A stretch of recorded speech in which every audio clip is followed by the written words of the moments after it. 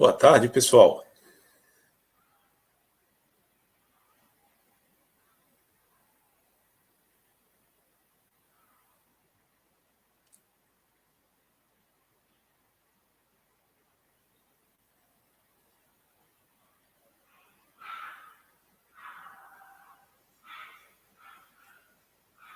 Mais um minutinho a gente começa.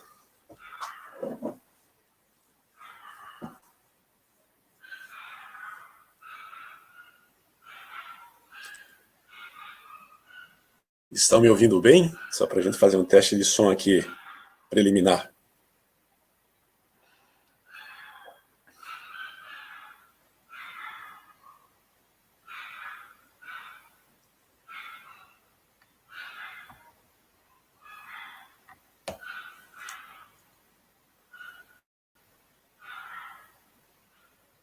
Opa, muito bom. Poxa, muita satisfação ver tanta gente, reencontrar tantos e conhecer tantos novos aqui. Estou vendo a lista dos participantes aqui. Temos mais de 700 pessoas inscritas nessa apresentação. 713 para ser mais exato nesse momento. E vamos então dar início aqui à nossa apresentação, que tem como título, né? GDT na gestão dimensional de produtos. Antes de fazer aqui o início da apresentação, vou fazer uma rápida apresentação minha, para quem ainda não me conhece pessoalmente ou virtualmente. Meu nome é André, eu sou engenheiro mecânico, com já um tempinho de atuação na área de metrologia. Sou professor do Instituto Federal de Santa Catarina, nas áreas de mecânica e mecatrônica, atuando em metrologia e engenharia de precisão, e também, além da parte de ensino, na parte de pesquisa e desenvolvimento com projetos cooperativos com indústrias. Sou coautor do livro Fundamentos em Metrologia Científica e Industrial, em parceria com meu mestre, professor Armando Albertazzi, e tenho o privilégio de fazer parte aí do grupo de pessoas que idealizaram e tocam aí um programa de formação avançada em metrologia 3D, forma 3D, realizado em parceria com a Mito Toyo, com a Renisha e com a empresa Forma AI. Há alguns avisos, alguns informes antes da nossa apresentação, para vocês se planejarem, né? O tempo de apresentação está estimado em 40 minutos. Como eu sou da área de metrologia, estou passando aqui uma incerteza de mais ou menos 5 minutos. Essa apresentação ficará disponível, né? Está sendo gravada e ficará disponibilizada aos participantes. Ao longo da apresentação e ao final dela, vocês podem fazer questionamentos aí aqui no chat.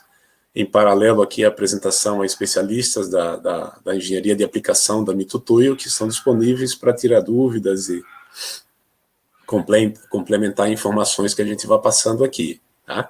Eu não coloquei aqui, esqueci de colocar nos informes, mas serão fornecidos certificados para quem assistir a integridade dessa apresentação também, tá bom?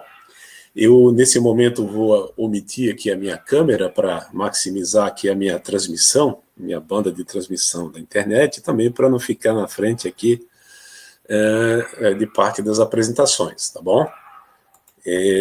Então, vamos dar sequência. O tema da nossa reunião hoje, da nossa apresentação, é o GDT inserido na gestão dimensional de produtos, e tem como objetivo principal apresentar os desafios e caminhos para a obtenção da conformidade geométrica de produtos no menor custo e tempo com a gestão dimensional de produtos. É um tema de grande relevância, né? O público numeroso que está atendendo essa apresentação é um indicativo desse interesse muito grande, porque é um tema muito relevante. Eu agradeço a presença de todos, né? Agradeço a confiança e a presença de todos, agradeço a Mito Toyo por abrir esse espaço aqui para falar desse assunto tão importante. Nossa apresentação vai incluir 5 etapas, né? Um pouco sobre qualidade e produtividade, a gestão dimensional de produtos inserida e a importância dela para maximizar os dois, o GDIT inserido na gestão dimensional de produtos como um elemento muito importante, a parte de controle de processos, que também é um pilar da gestão dimensional de produtos, e tendo falado de tudo isso, algumas conclusões e algumas sugestões de caminhos a percorrer para a gente maximizar a nossa eficiência em termos de obtenção de conformidade geométrica no menor tempo e no menor custo. Tá? Então, eu começo essa apresentação com 2 palavras já bem faladas e muito faladas, né? Que é qualidade e produtividade, sempre faladas, mas nem sempre praticadas ou nem sempre aliadas. Às vezes uma sacrifica a outra, né? As definições estão aí, né? Qualidade são características de um produto que o habilitam a satisfazer a necessidade dos clientes. Produtividade, a capacidade de fazer mais, utilizando menos recursos e em menos tempo. A qualidade tem muito impacto na satisfação e a produtividade tem muito impacto no custo. Juntando as duas coisas, isso tem um impacto muito grande aqui na competitividade, né? Entre as empresas, entre os países também. No passado, na indústria do passado, a gente tinha que fazer uma escolha. Ou você faz bem feito e devagar, ou seja, alta qualidade com a produtividade menor, ou você sacrifica um pouco da qualidade em prol da pressa, da produtividade. Só que na indústria atual, descobriram maneiras de acabar com essa inimizade, né? Elas não são mais inimigas. É possível, usando métodos e tecnologias modernas e atuais, fazer bem feito e fazer rápido. E isso é indispensável, né? Porque alguém está fazendo isso, e se a gente tiver que priorizar entre qualidade e produtividade, ou a gente vai perder na satisfação do cliente, ou a gente vai perder no custo. Então, temos que satisfazer as necessidades dos clientes com produtos de boa qualidade e custo competitivo, produzidos de forma sustentável, econômica e ambientalmente. Tá? E nesse cenário, a conformidade dimensional é muito importante, né? É um requisito para a qualidade e um desafio para a produtividade. Peças com variações dimensionais acima do necessário são causa de inúmeros problemas que impactam na qualidade. Peças de alta precisão, que são muito difíceis, demoradas de produzir, geram mais refugos e retrabalhos, impactam na produtividade. Se a gente for fazer um gráfico qualitativo, como esse aqui, onde aqui a gente faz o somatório de qualidade e produtividade, e aqui a variação dimensional, nós podemos trabalhar numa zona de perfeccionismo, onde eu priorizo a qualidade e perco um pouco de produtividade. Ou numa zona de relaxamento, onde eu abro mão da qualidade em prol da produtividade. Como a gente comentou, né, há empresas que estão bem alinhadas com esse centro desse gráfico aqui, né, que é dosar muito bem qualidade com produtividade para ter a máxima eficiência. Então, nós temos uma zona de perfeccionismo, uma zona de relaxamento, e a gente, na verdade, tem que estar nessa zona de eficiência aqui. Variação dimensional muito grande, vai para uma zona de relaxamento, perfeccionismo, variação dimensional muito pequena, vai para uma zona de perfeccionismo, e nenhuma das duas é muito desejável. Pois muito bem. A obtenção dessa conformidade dimensional sem sacrifício da qualidade nem da produtividade requer uma gestão dimensional eficiente, né? E como gestão dimensional, a gente entende aí um conjunto de atividades relacionadas ao controle dos desvios geométricos e da previsão dos efeitos que esses desvios têm na qualidade do produto ao longo de todo o ciclo de vida. É uma atividade horizontal, não é somente dimensionamento do produto na fase de projeto, mas se preocupar com todo o ciclo de vida dele, né? A gestão dimensional objetiva criar projetos e processos que absorvam o máximo de variação dimensional sem afetar a função e a qualidade do produto. E o objetivo é ter projetos robustos a variações dimensionais e processos de produção com erros controlados. Há 3 pilares da gestão dimensional de produtos. Um é a melhoria na especificação geométrica dos produtos, foco aí no projeto.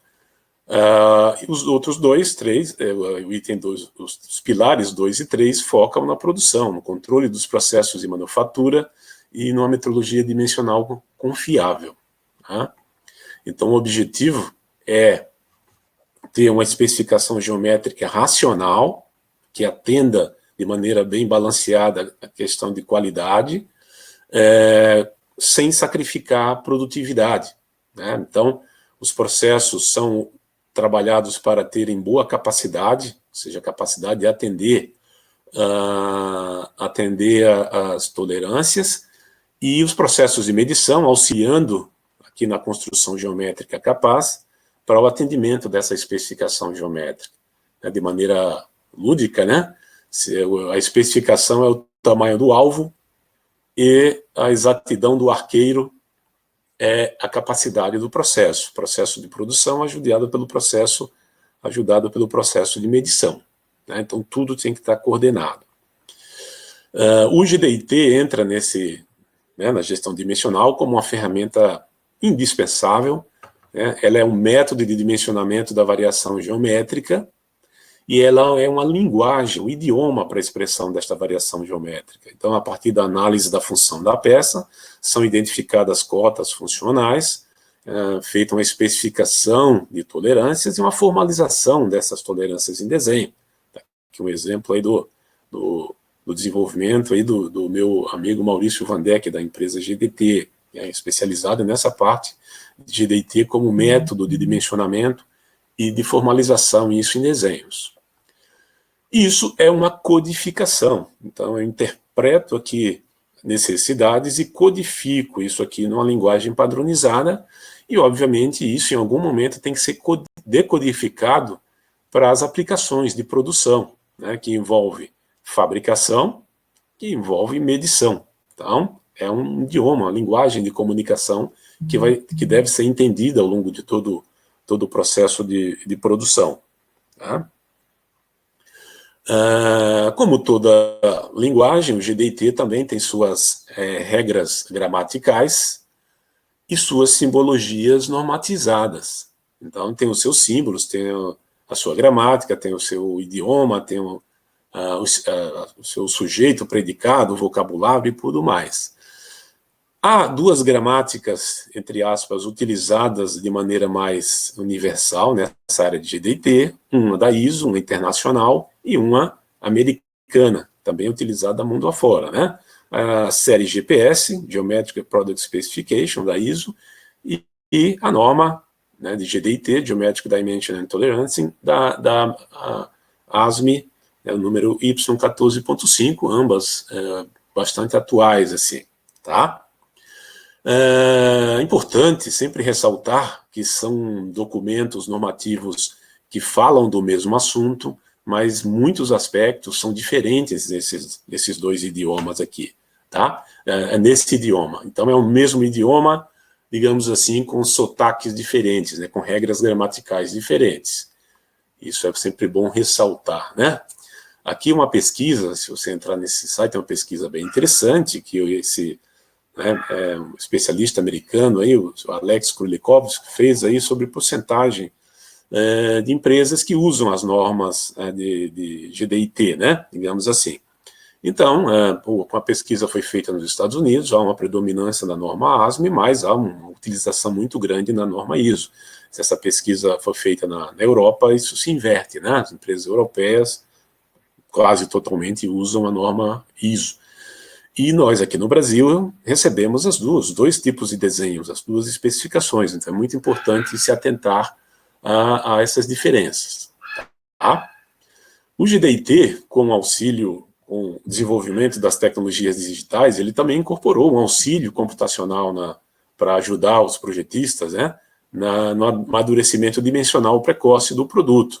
Vou tentar aqui mostrar para vocês rapidinho que é possível, por meio desde uma planilha Excel, ou desde um software mais elaborado para fazer análises, é possível contar com auxílio, né, de meios computacionais para fazer simulação de tolerâncias, pelo menos um cálculo aproximado, e não chutar a tolerância, ou não estimar com base no achismo, né? Aqui uma planilha muito simples, né? Onde tem uma montagem de 5 peças que montam numa cesta, tem um vão aqui, tem um gap aqui. Esse gap é fácil de calcular, é a soma das 6 menos a soma das 5. Se a gente considerar todas as tolerâncias aqui de maneira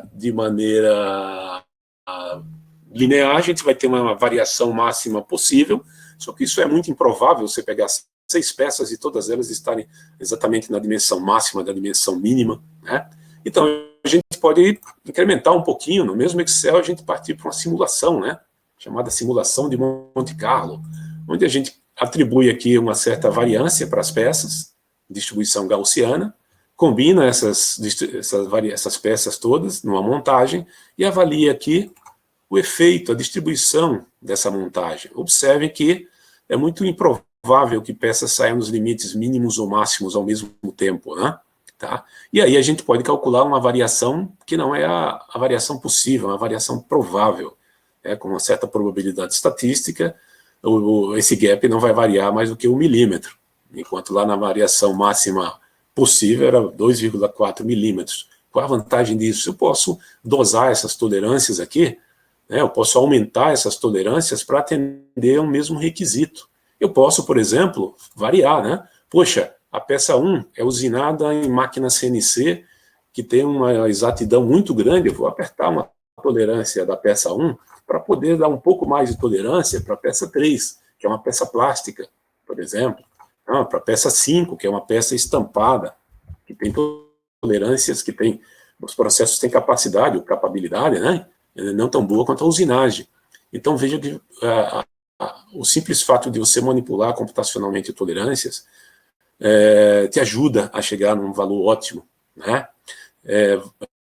O próximo daquela zona de eficiência, né? Vamos sair aqui da planilha, da análise 1D, vamos brincar um pouquinho no 3D aqui. Então, aqui nós temos aqui um software de CAD, esse recurso está presente em diversos tipos de software, tá? Eu uso na escola, na faculdade nossa, a gente usa o SolidWorks, tem uma ferramenta de análise de tolerância, onde a gente define um requisito que a gente quer avaliar. Por exemplo, aqui tem esses dois roletes, né? Tem uma folga entre eles de 10 milímetros, mas esses 10 milímetros é o nominal. Como é que esses 10 milímetros sofrem impacto das tolerâncias de cada um dos componentes individuais, né? Por exemplo, tá, abriu aqui uma das peças. Então, você atribui uma especificação geométrica para cada um dos componentes, né? Isso fica gravado, você volta para o ambiente de montagem. Nesse ambiente de montagem, você combina todas as tolerâncias, faz as informações da cadeia cinemática de montagem, e o software simula, né? Ele consegue fazer o cálculo em 3D do nominal, da variação mínima, da dimensão máxima, perdão, da máxima provável, da mínima provável, dá um ranking aqui, né? Dá um ranking de participação de cada uma das peças e tolerâncias nessa variabilidade de mais de 1 milímetro que deu aqui. Puxa, está muito grosseiro isso.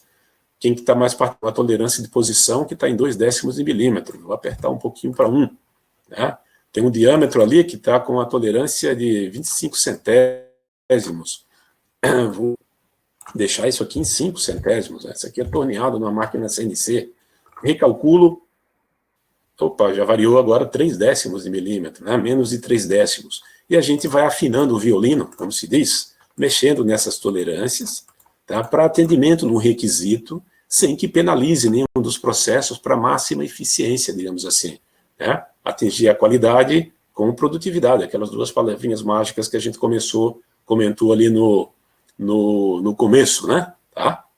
Voltando aqui para a apresentação, só um breve intervalo aqui para mostrar essas ferramentas. Então, isso está disponível, isso é muito utilizado fora do Brasil, né? O GDIT com auxílio digital. Obviamente, tem que entender do GDIT, né? Não adianta só entrar no software e chutar tolerâncias, porque o software vai dar uma resposta que pode não ser correta. Então, o GDIT é o idioma, o software é a ferramenta, né? Não dá para usar o Word se você não sabe ler nem escrever. Então, você tem que se alfabetizar bem nesse idioma e aí fazer uso bem dessas ferramentas aí, tá? Isso ajuda muito no amadurecimento dimensional precoce do produto, potencializa a geração de produtos bem-nascidos, né? Combina essas variações, consegue dosar a tolerância para cada um dos processos que participam da construção das peças que vão na montagem. Os softwares permitem até prever, né, um nível de não conformidade que você vai ter.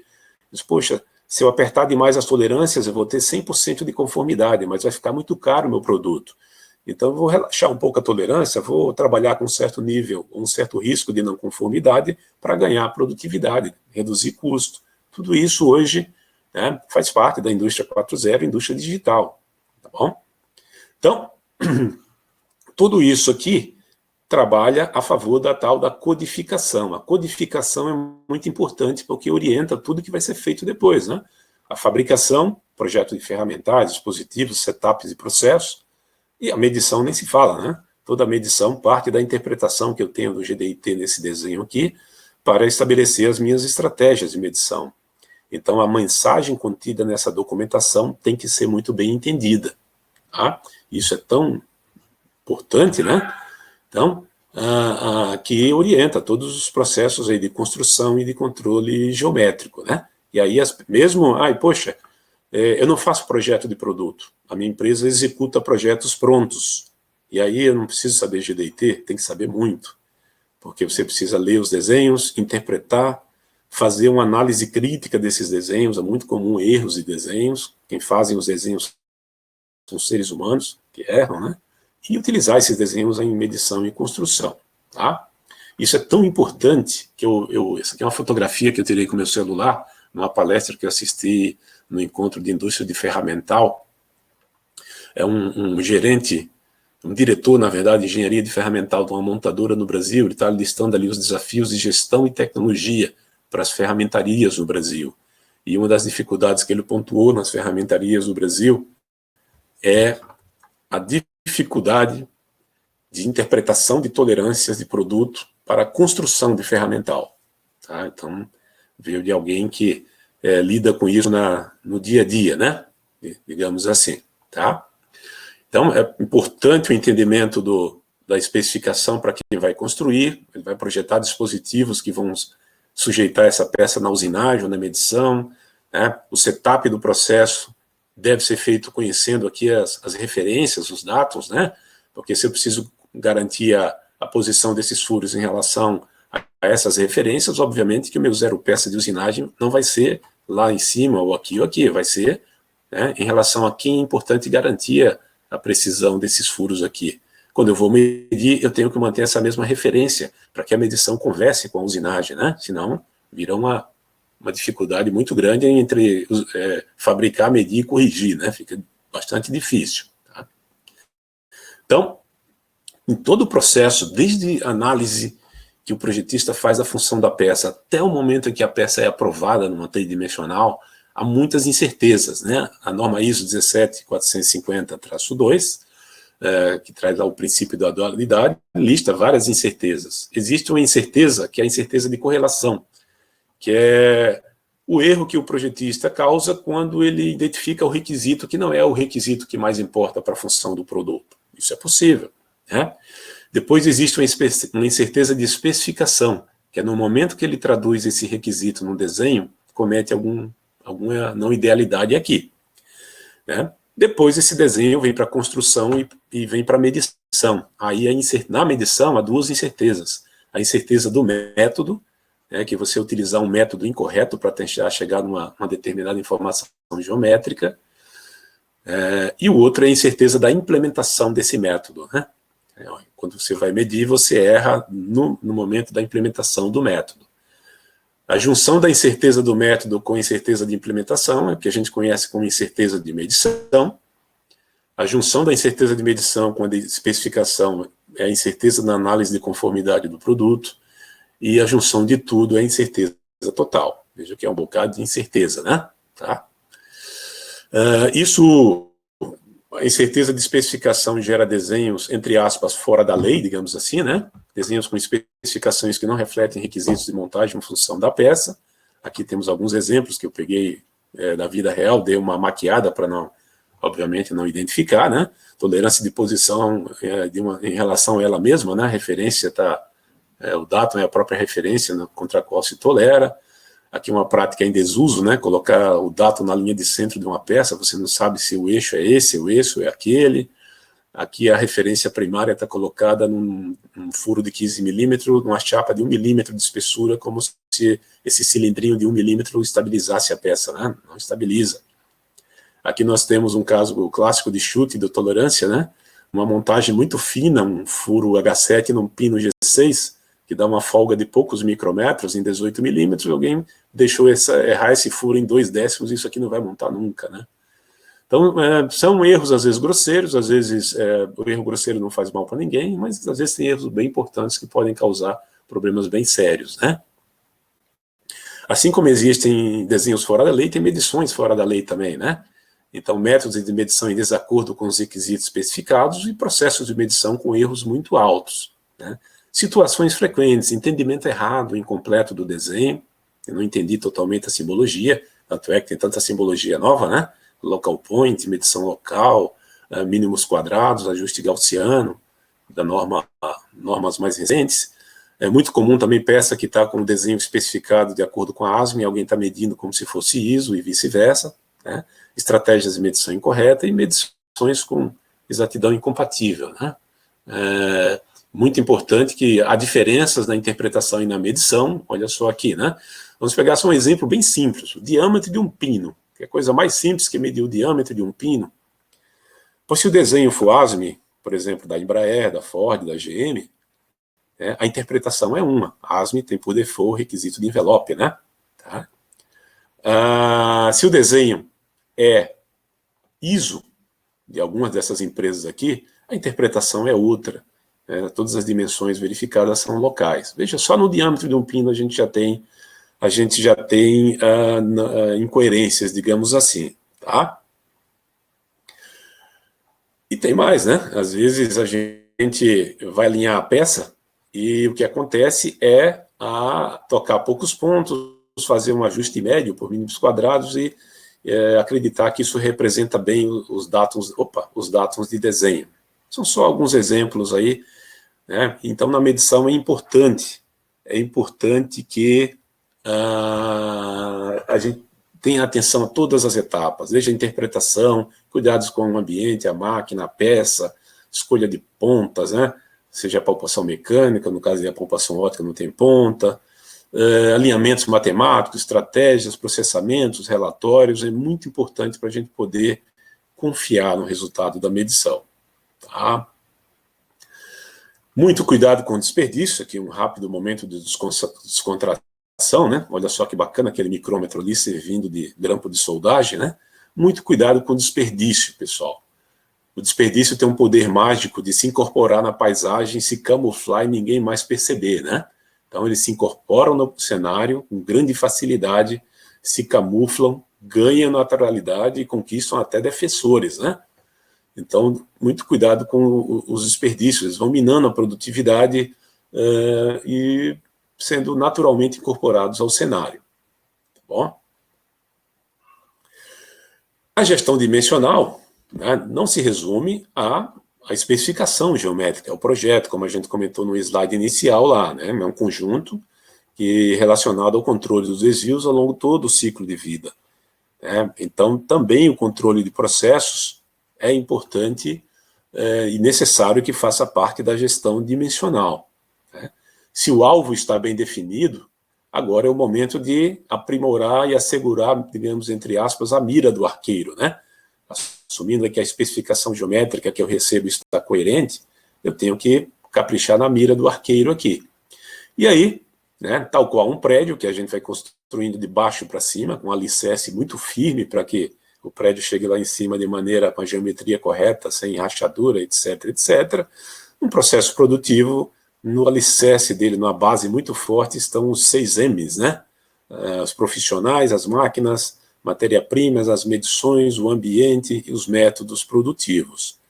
Então, na base de tudo estão os profissionais muito bem qualificados e atualizados. É muito importante que todos eles estejam qualificados e atualizados, e até botei em azul aqui, né? todos falando o mesmo idioma, né? Seja ISO, seja ASME, mas é muito importante a qualificação de todos que participam do ciclo de vida do produto, tá? Porque esse idioma vai ser codificado e precisa ser bem entendido para as ações de produção, ações de medição, ações de análise, ações de correção de processo. Máquinas e ferramentais com boa exatidão e alta disponibilidade operacional, né? Então, não é tão praticada como deveria, ou deveria até pouco praticada no Brasil, a inclusão dos ensaios geométricos como parte da manutenção preventiva de máquinas. Então, se cuida bem da troca do óleo, da troca da correia, da verificação do mancal, mas a calibração, vamos chamar assim, né, que é um termo muito usado na área de metrologia, a calibração dos meios de produção também é bastante importante, tá? Ela vai permitir ajustes em máquinas, vai permitir a identificação de não idealidades que atrapalham a exatidão. Isso está na base do processo, né? Permite se prevenir e se antecipar a problemas. Okay? Existe normalização para isso, inclusive brasileira, né? A BNT ISO 230, que tem toda uma série de normas relacionadas à importância, aos métodos de fazer isso aqui de maneira periódica. Tá? Temos, além das máquinas e dos profissionais, tem que ter cuidado com a hostilidade dos ambientes de produção. Os ambientes de produção, por natureza, eles são hostis, né? Poeira, vibrações, umidade, mas a maior hostilidade de todas em relação à precisão dimensional é a temperatura, né? Há uma norma ISO, é bom que todo mundo lembre disso, né?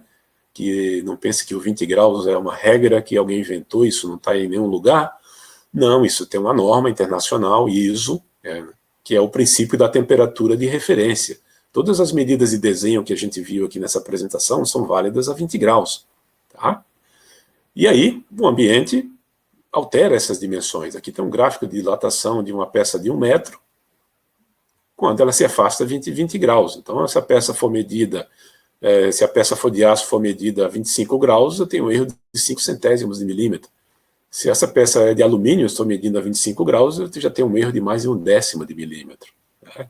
Então, cuidado, né? Cuidado que temperatura é algo que existe, tá bom? E a gente tem que tomar muito cuidado que ela penaliza bastante a precisão. As medições que controlam os processos, elas têm que estar integradas dentro deles e os dados gerados têm que ser muito bem analisados. Então, medições integradas no processo e com conectividade de dados, a indústria 4.0 a gente não imagina mais eu estar com equipamentos de medição que não tenham conectividade para que esses dados sejam analisados, diríamos assim, mastigados, né, em busca de causas e correções em processos. E o uso de CEP, né? O CEP é muito falado quando você vai ler sobre gestão dimensional, né, em sites, em artigos. O CEP está sempre lá, o velho e bom CEP, né? Controle estatístico de processos, que ganhou uma roupagem nova, né? Com as tecnologias digitais. Temos um CEP digital agora que consegue informações muito mais ricas, digamos assim, e rápidas. Os dados que vão ser utilizados no CEP precisam ser confiáveis, né? A confiabilidade metrológica dos dados de medição nunca sai de moda, tem que estar assegurada. Então, a exatidão das medições tem que ser compatível com requisitos do processo, assegurando uma baixa contaminação desses dados, e essa baixa contaminação tem que ser comprovado por análise do processo de medição. Daí a importância de calibrações periódicas, verificações periódicas, estudos de RR, de tendência, de linearidade, porque tudo aquilo que a gente vê no relatório de medição, né, não é culpa só do processo, né? Parte da culpa ali é também da medição, é uma variabilidade combinada, né? Essa curva normal maior aqui é o que você está enxergando lá no gráfico do CEP, para cálculo de CP, CPK, pois parte disso não é do processo, o processo está aqui. Parte disso é influência da variabilidade da própria medição, que tem que ser baixa, para que isso não contamine as análises que você vai fazer, tá bom? A gestão dimensional também requer um fluxo de informações ágil, né? Que a informação não fique represada em alguma parte, né, do processo, mas que flua para uso efetivo, para correção de processos. Aqui a gente tem um diagrama de controle de automação industrial, né? Então tem aqui a especificação, tem aqui o atuador, está aqui o resultado do processo. Antes de ir para o cliente, eu tenho aqui um sensor que mede, que passa a informação para correção, e esse processo acontece em malha fechada. Então, o fluxo decisório tem que ser bem ágil, né? Tá? Sem represamento de informação. Muito bem, a gente vem vindo então aqui já para os slides agora das conclusões. De tudo isso que a gente falou sobre gestão dimensional, do que eu tenho lido e visto na vida real em várias empresas, a gestão dimensional evita problemas como esses aqui, ó. Projetos mecânicos conduzidos com base no achismo e em requisitos de exatidão imaginários, com tolerâncias que não refletem as necessidades reais dos sistemas mecânicos. Desenhos com especificação geométrica em desacordo com as normas técnicas. Dificuldades na interpretação de especificações de desenho, gerando erros de comunicação e procedimentos errados, tanto de manufatura como de medição. Processos de produção com equipamentos e métodos antiquados, incapazes de atender às tolerâncias especificadas. Planos de controle dimensional não focado em características importantes, né? Muitas vezes mede-se o que não é importante e deixa-se de medir o que é importante. Processos com deficiências, tanto processo produtivo como processos de medição, deficiência de exatidão, e acaba impactando em problemas de qualidade, conflitos, né, processos ajustados com base na tentativa e erro, sempre correndo atrás do prejuízo e nunca se antecipando a esse prejuízo, né? Então, a gestão dimensional, de maneira ampla, tem o poder de minimizar esses problemas aqui, tá bom? Caminho para gestão dimensional. Sugestão de roteiro para gestão dimensional. Temos 3 ações aqui. Ações verdes, azuis e vermelhas. Verde, a parte de especificação geométrica. Estude muito bem o seu produto, faça FEMEA, identifique requisitos críticos do produto, né? Traduza esses requisitos em especificações geométricas. Formalize essas especificações geométricas numa documentação do projeto que seja precisa, sem erros de desenho, sem ambiguidade, sem dupla interpretação, fácil de entender, fácil de comunicar, né? Agora a fase azul, a gente já está decodificando e produzindo. Elabore planos de controle dimensionais que validem os requisitos do produto. Não meça o que é não necessário e deixa de medir o que é necessário. Assegure que a exatidão dos processos, tanto de fabricação como de medição, consigam atender às especificações de exatidão das tolerâncias de projeto. Tá? E algo muito importante aqui, quando isso tudo estiver rodando, as tolerâncias de projeto, as especificações não são algo estáticas, são algo dinâmicas, que vai sempre melhorando, né? Então, precisam ser realimentadas a partir de dados de medição. Aquela tolerância que eu imaginei, que eu simulei, pode não ser a tolerância ótima. A prática, a vida real vai ensinar isso aí. Tá? Então, a gente tem que realimentar esse processo para sempre buscar a melhoria contínua também na fase de projeto. Muitas vezes o projeto fica lá estático, 30 anos sendo feito da mesma maneira, com impacto em qualidade e produtividade. Tá? Bons exemplos, há muitos no Brasil e no exterior. Peguei esses 2 aqui de fora, né?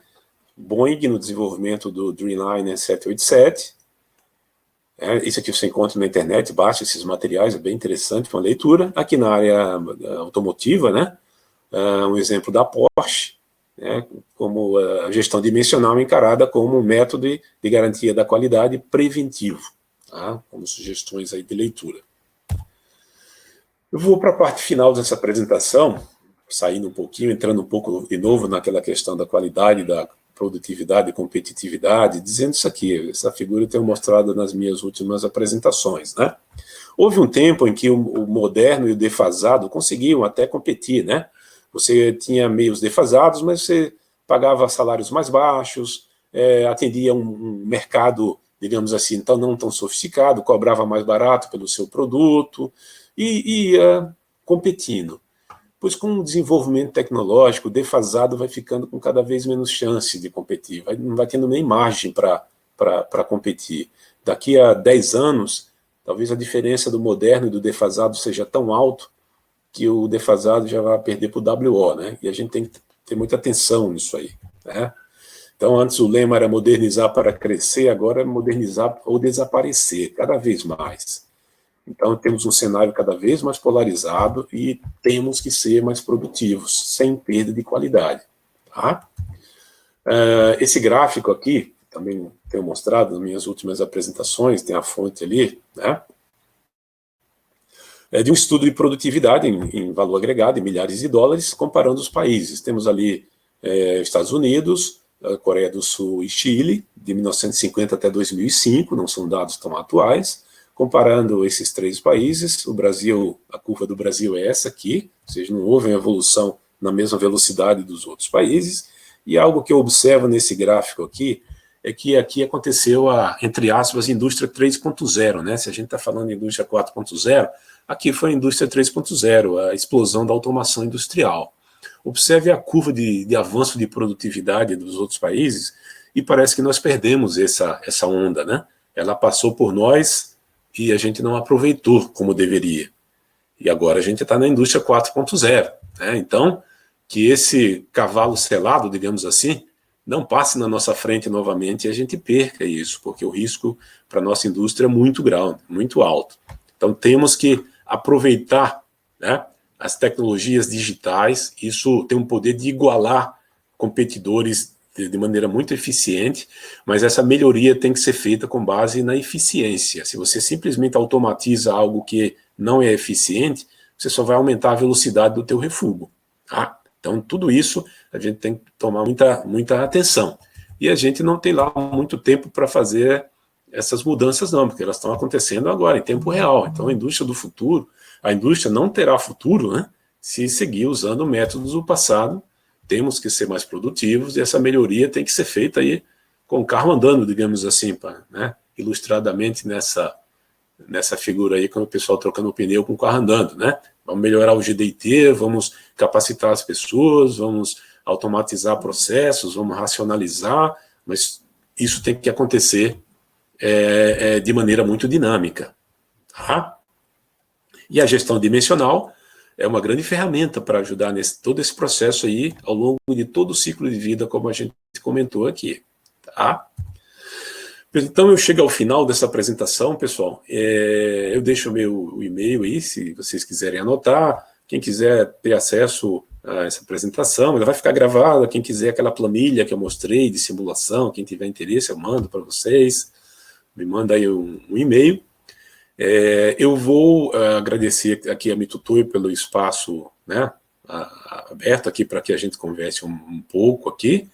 E vou fazer um convite aqui para vocês, o último slide aqui. A gente está falando bastante de gestão dimensional, GDIT, codificação, pois o programa Forma 3D, né, ele depois de 15 anos aí de sucesso aí com turmas presenciais, nesse novo cenário, ele abriu aqui uma turma online, né?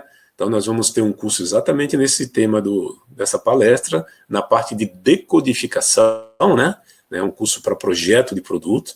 Então, a gente vai fazer uma revisão de toda a parte de GDIT da ISO e da ASME, aplicando esse conhecimento em medição tridimensional. Né? Tridimensional, braço de medição, tracker, medição óptica, fotogrametria, projeção de luz, esse é o objetivo. Então, quem tiver interesse ou quem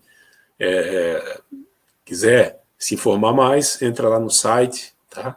E vocês vão ter essas informações para esse curso, que vai acontecer de 21 de setembro a 7 de outubro, com aulas ao vivo, como aqui seria a honra de apresentar esse primeiro treinamento do Forma 3D online, com aulas ao vivo via plataforma online. Tá bom, pessoal? Então, com isso, eu finalizo aqui a minha fala. Vou botar minha câmera de volta para provar que eu ainda estou aqui. Espero que vocês tenham gostado, tá? Que tenha trazido informações úteis para vocês, mais do que útil, né? Que tenha trazido informações informações novas, mais do que novas, informações úteis, reflitam sobre essas questões, né? Passem essa apresentação aí para os seus colegas, para os seus gestores, para que a gente faça uma revolução aí, né, de qualidade, unido com produtividade. Tá bom, pessoal? Várias perguntas foram feitas aqui no chat.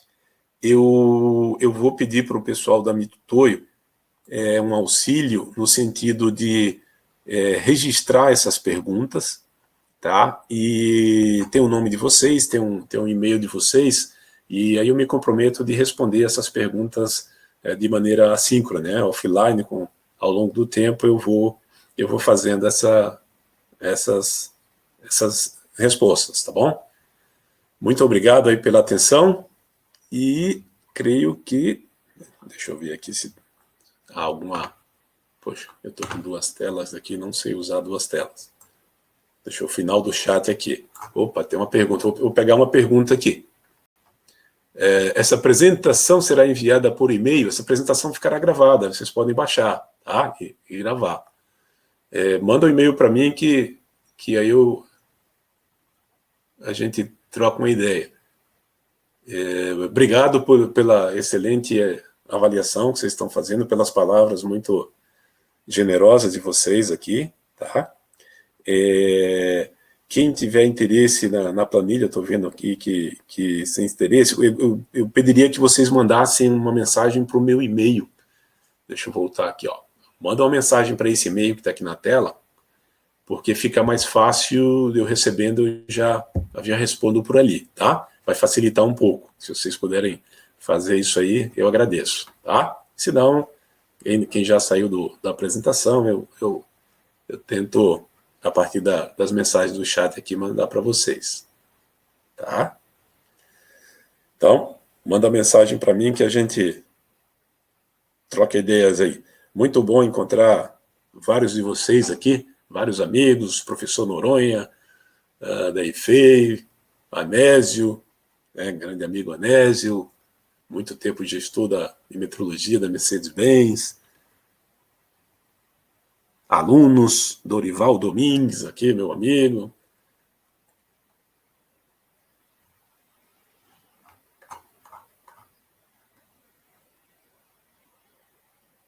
Opa, tem alguém perguntando pelo e-mail.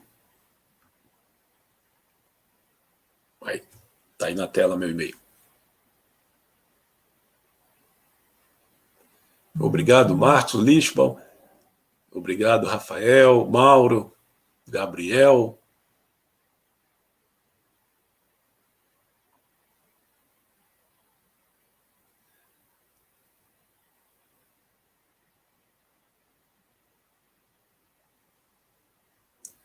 Tem uma pergunta da Dora aqui, o custo da atualização normativa. Estou entendendo que é o curso. Eu peço que entre lá no site do Forma 3D, naquele link que eu botei aqui, e essas informações todas estão disponíveis lá, tá?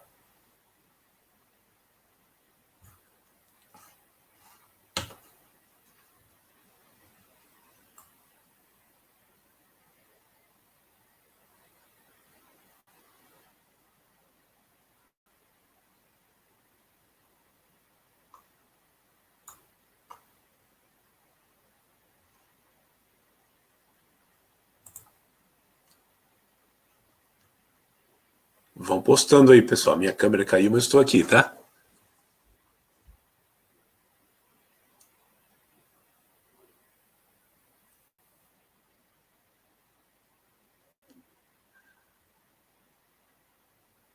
Obrigado, Ana Lúcia, grande parceira.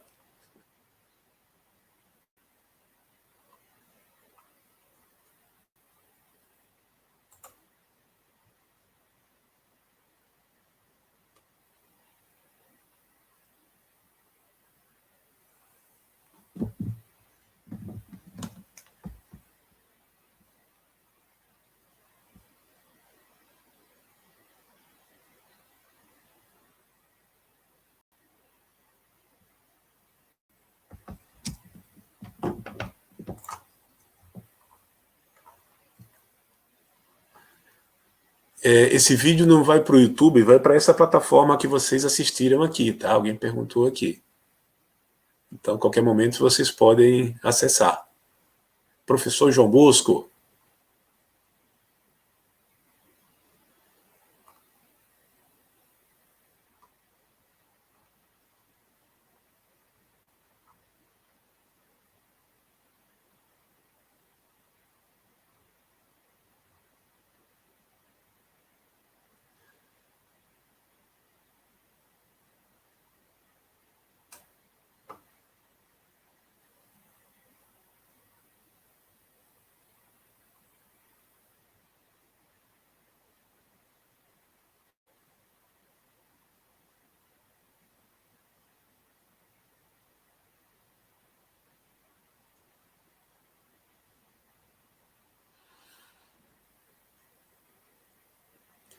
Muito bem, pessoal. Obrigado aí pelas palavras de todos, tá? Estou vendo aqui as mensagens de vocês.